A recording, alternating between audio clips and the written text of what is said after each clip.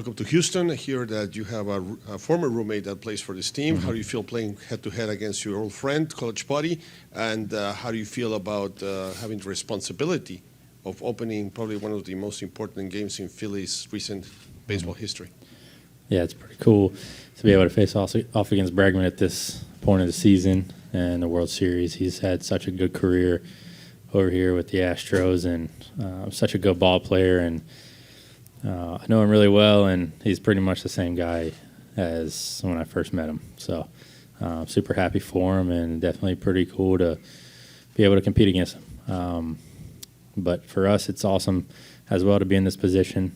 It's great for our team, the organization, and the fan base to be in this position right now and have a chance to a world title. So it's pretty special. Any questions for him? We'll go to Matt in the back corner. In the last row. Hey, Aaron. Is there any advantage or disadvantage that you did face this team less than a month ago? You got to pitch in this ballpark. I know the circumstances were very different. Does that help or hurt in this situation? I guess we'll find out, but it's nice to be able to pitch on this mound for the first time, the last time we were here, just to kind of get a feel for it and know how it holds up. So I think that's an advantage to that part. But, I mean, obviously, like you said, it's a different stage of when the last time we played here. It's a good team that we're playing against, so and we are too. So I think we'll see tomorrow, and we'll see this series. The first row on your left, Aaron. Dave Dombrowski was telling us that he told a couple guys on the bus ride or something like that this is going to be completely different than anything you guys have experienced. The world is watching and stuff like that. Do you think your personality and demeanor is perfect for this situation, not getting too up or you stay even keeled? I mean, for myself, yeah, it's a big stage and it's a World Series, but it's just another game when we step out on that field. And that's all I try to focus on is to make pitches when I need to and focus every single pitch. I can't control the results that happen, and the only thing I can control is my body on the mound and my emotions and, where that pitch is going. So that's kind of how I keep my focus in line and my emotions in check. Steve in the second row on your right. Congratulations on making it here. Thank you. I wanted to ask you, when Rob took over, did he stabilize things? I mean, things were not at a good spot at that point. That's why you changed managers. And did he stabilize things? What did he do to get things on an even keel? Because obviously they weren't when he took over. I mean, if anybody knows Rob, he's the most even-keeled guy out there. He never gets too up. He never gets too down. And I feel like that's our team.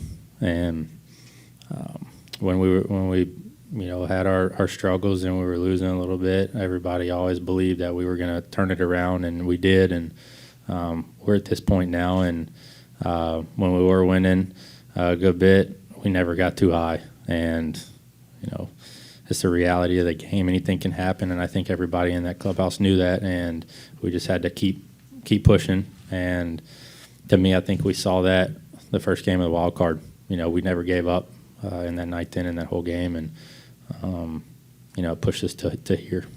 Is he the perfect person for that situation you were in? Do you feel he was like the perfect for this team? Yeah, I believe so. He, like I said, he's super even-keeled. And I think it shows. It shows with our team. About 5 rows back on your left.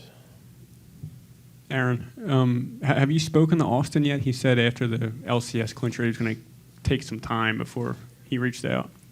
Yeah, I talked to him the other day. Yeah, he congratulated me. He said he was sorry we didn't talk after the game. He was pretty upset, which I get, right? I understand. I think everybody would be, and I'm super happy for him. He had a great season and a great postseason, and obviously tough for them. And I'm just glad he stayed healthy through the whole season. And is he going to be here? And can you look back now at that series and kind of step back and say, wow, that was what that kind of meant to you guys? Yeah, I don't think he's going to be here. He said he might be watching on TV in Montana. But it was definitely cool playing against him in that series. We said soak it up because it might not ever happen again. I think at that point of the season, the championship series, is not too many brothers get to play against each other in that late in the season. So we definitely soaked it in. The right center aisle. Hey, could you give us a little insight on how Rob told you that you were going to start Game 1? Is there any kind of story to it, or is it normal Rob Thompson? Normal Rob Thompson. Yeah, he actually just told me right when we stormed the field after Ranger got that last out. We hugged each other, and he told me then. So not too long of a story. I'll go across the aisle with Jim. Aaron, just picking up on Matt's question, did you get a chance to see any of the videos of your parents in the stands watching you and your brother play? They seem really conflicted and torn. And what was that all like for you watching? And have you talked to them about it and what it was like for them? Yeah, I haven't seen any videos of them. I haven't really checked the internet, to be honest with you. But yeah, I know it was hard for them, right, to see the Phillies advance and then Austin get that last out. I know it was emotional for him. We'll go to Ron in the second row here. What similarities do you see in yourself in Verlander, and what differences as a pitcher? It's a really good pitcher right there. He's been doing it for a very long time, and he's steady. He's always consistent. I've probably only seen him in person 4 or 5 times pitch, being on the other side. But I know he's such a competitor, and like I said, he's been doing it for so long, and it's really impressive. And he's having a heck of a year this year, and it's cool to watch him. Have you ever talked to him much over the years? I've never talked to him. About 5 rows back on your right here. Aaron, this was another year where you carried a heavy workload, but this is going to be 9 days between starts. Just what can that do for you at this time of year? Yeah, it feels like I hadn't been on the mound in quite some time, but I think a little rest is good. I think at this stage right now, obviously not feeling like the regular season. I think when I get on the mound, it feels like I was just on the mound. I think everything starts to zone back in, and as long as my body's healthy, which it is, and my arm feels good, I think I'll feel good. Other questions for Aaron? I'll go back to Jim.